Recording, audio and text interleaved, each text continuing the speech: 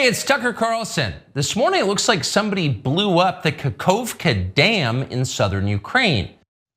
Oh, I wonder who he's gonna blame. I don't know, you'll have to tune in. It could be either side. No, Tucker Carlson is back. That's his show, or what passes for it. He is what, like a multi-hundred millionaire with like a full professional studio. And his show immediately is lower energy and lower production value than what I set up in my one-room apartment at the beginning of the pandemic. So things not necessarily starting off great for him, but he does have some things going for him. A sort of baked-in audience, a growing appeal amongst people who I guess thought that Alex Jones wasn't crazy enough. And if you think that I'm exaggerating there, I want you to see a little bit of that show. It's 10 minutes long, that's it. Here is one of the major focuses of the show. You've got to be lied to at full volume over a period of years in order to reach conclusions like that. And of course, we have been. The media lie, they do. But mostly they just ignore the stories that matter. What's happened to the hundreds of billions of US dollars we've sent to Ukraine? No clue. Who organized those BLM riots 3 years ago? No one's gotten to the bottom of that. What exactly happened on 9/11? Well, it's still classified. How did Jeffrey Epstein make all that money? How did he die? How about JFK? And so endlessly on. Not only are the media not interested in any of this, they are actively hostile to anybody who is. In journalism, curiosity is the gravest crime. Yesterday, for example, a former Air Force officer who worked for years in military intelligence came forward as a whistleblower to reveal that the US government has physical evidence of crashed non-human made aircraft, as well as the bodies of the pilots who flew those aircraft. The Pentagon has spent decades studying these otherworldly remains in order to build more technologically advanced weapons systems. Okay, that's what the former intel officer revealed, and it was clear he was telling the truth. Nobody knows what's happening. A small group of people control access to all relevant information, and the rest of us don't know. We're allowed to yap all we want about racism, but go ahead and talk about something that really matters and see what happens. If you keep it up, they'll make you be quiet. Trust us.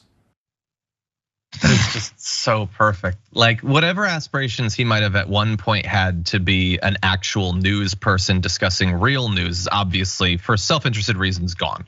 That's it. It's the conspiracy theory fun hour. That's all it is. Well, not even an hour. It's 10 minutes. I guess they couldn't do an hour-long show. So he starts off with where did all the money go in Ukraine? Okay, that's a serious topic. There should be more discussion of that, I guess. Don't ever allow him to pretend that him talking about that shows that he's anti-war or anything like that. He doesn't want the military budget to be cut. He supported the invasions of Iraq and Afghanistan. We're not letting him rewrite history. But then there's that injection of the racist stuff. First of all, if you talk about racism, it's a waste of time. Why are you doing that? Also, who organized the BLM riots?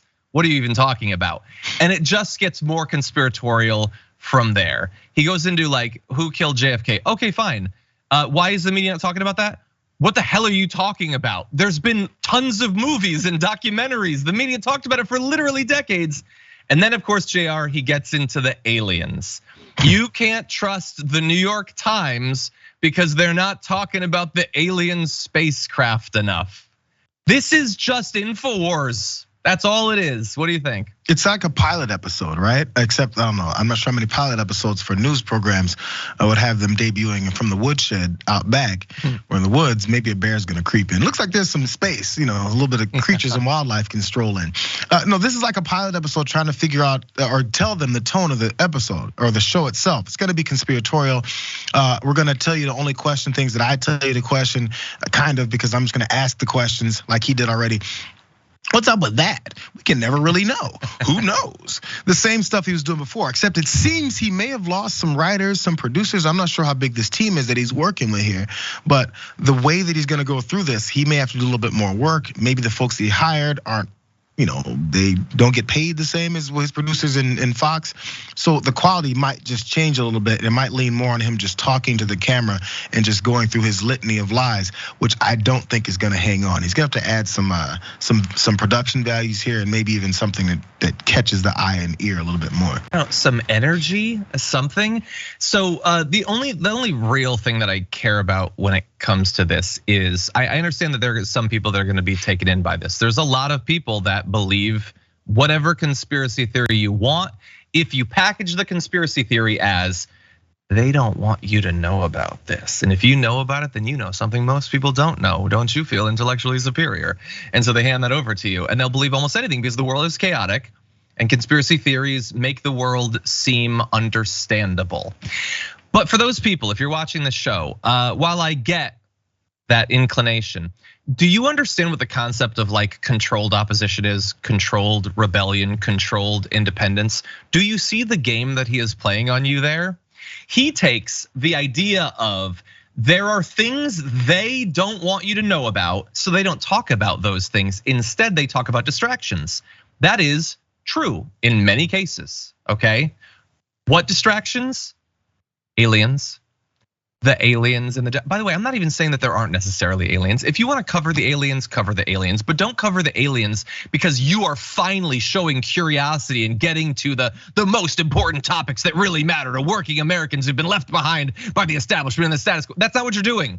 You're talking about aliens, okay? You can talk about the aliens, but you're not unveiling secret information that they don't want you to know. They don't want you to focus on the fact that you're probably not gonna be able to retire or ever own a home. That's what they don't want you to focus on. They're not so much worried about the creatures from Alpha Centauri. They're perfectly happy to have you talking about those things because if you're focused on that, you're not questioning tax policy or business regulation, okay?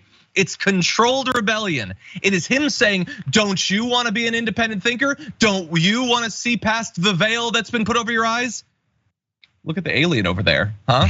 Don't you feel independent? Come on, man. We know what he's doing. I hope it doesn't work. Yeah, I don't know. He got a lot of views, but he also announced in the show that he might not be sticking around Twitter. We'll see. It might not work for him. It certainly might not bring in money.